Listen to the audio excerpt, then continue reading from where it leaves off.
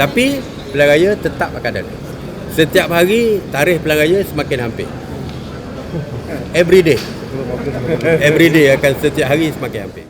Ya, pertama sekali Parlimen mempunyai tempoh maksima 5 tahun dari tarikh mesyuarat pertama, bukan dari tarikh pilihan raya terdahulu. Jadi pilihan raya umum ke-14 adalah pada 9 hari bulan Mei 2018. Tapi mesyuarat pertama penggal ke-14 adalah pada bulan Julai. Jadi tempoh 5 tahun yang ada di bawah perkara 55 Fasal 3 Perlembagaan adalah sampai Julai 2023. Itu yang pertama. Yang keduanya, memang Datuk Seri Ismail Sabri, Perdana Menteri yang ke-9, telah pun memaklumkan bahawa tempoh untuk PRU sudah hampir dekat, sebab Julai 2023 adalah cuma lebih kurang 12, tidak lebih daripada 13 bulan dari sekarang. Proses yang akan berlaku adalah apabila seorang Perdana Menteri setelah berbincang dengan jemaah menteri menetapkan tarikh yang bersesuaian dalam pandangan kerajaan pada masa itu. Sebab ia adalah prerogatif kerajaan untuk menentukan tarikhnya.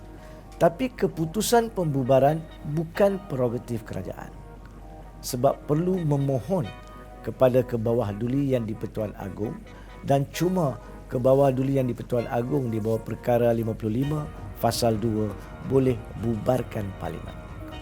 So, apabila Perdana Menteri menghadap ke Bawah Duli Yang di-Pertuan Agong, beliau boleh memohon untuk pembubaran dan tertakluk kepada Agong sama ada hendak bubarkan ataupun tidak. Tapi sekiranya tempohnya sudah pun maksimum 5 tahun dan sekiranya tidak ada perkara lain yang berlaku, maka semestinya lah secara konvensionnya Agong akan bubarkan Parlimen di atas permintaan Perdana Menteri itu. So, itu proses am. Tapi dalam keadaan yang kita hadapi sekarang, di mana parti-parti politik tidak mempunyai persepahaman antara satu sama lain untuk wujudkan gagasan mereka sendiri sekalipun, sama ada ianya Barisan Nasional dengan Muafakat Nasional ataupun Parti Bersatu dengan Perikatan Nasional, mahupun Pakatan Harapan yang ada sekarang, maka Agong akan mengambil kira perkara tersebut.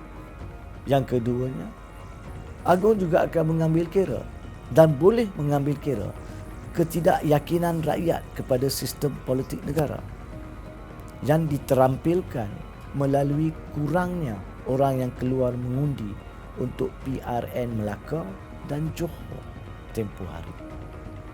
Yang ketiganya, Agong boleh mengambil kira tentang kelangsungan hidup rakyat yang semakin hari semakin menjunam dengan masalah bekalan makanan bukan sahaja di negara kita, di tahap antarabangsa, kelangsungan hidup, nilai mata wang yang sedang jatuh, nilai indeks antarabangsa Malaysia yang menjunam, untuk menentukan sama ada pilihan raya walaupun sudah sampai masanya pada masa itu adalah suatu langkah yang terbaik ataupun tidak. Jika Kebawah Duli Yang di-Pertuan Agong berpendapat walaupun Parlimen sudah akan tamat pada tempoh 5 tahun, baginda tuanku boleh tidak mengadakan pilihan raya dengan tidak bubarkan Parlimen, dengan syarat mengisytiharkan di bawah perkara 150 darurat politik dan meletakkan urus tadbir negara di bawah suatu jawatan kuasa yang memberi nasihat kepada baginda tuanku, di mana pada masa itu cuma adanya Perdana Menteri, contohnya Ismail Sabri, jemaah menteri akan tergugur dan jawatan kuasa tersebut dengan apa nama sekalipun, dengan para pakar dalam bidang masing-masing, dilantik oleh Kebawah Duli Yang di-Pertuan Agong mengendalikan perkara itu. Pada masa itulah keperluan rakyat, dahaga rakyat, kehausan rakyat untuk Akta Anti Lompat Parti, Akta Dana Parti dan beberapa peruntukan lain yang wajib untuk membersihkan sistem politik negara dapat dilakukan dengan lancar tanpa rencatan atau gencatan dan masalah parti-parti politik dan pemimpin politik. So, itu adalah perkara yang pilihan agung. Tapi jika pembubaran parlimen itu pun adalah prerogatif dan kuasa mutlak ke bawah Duli Yang di-Pertuan Agong.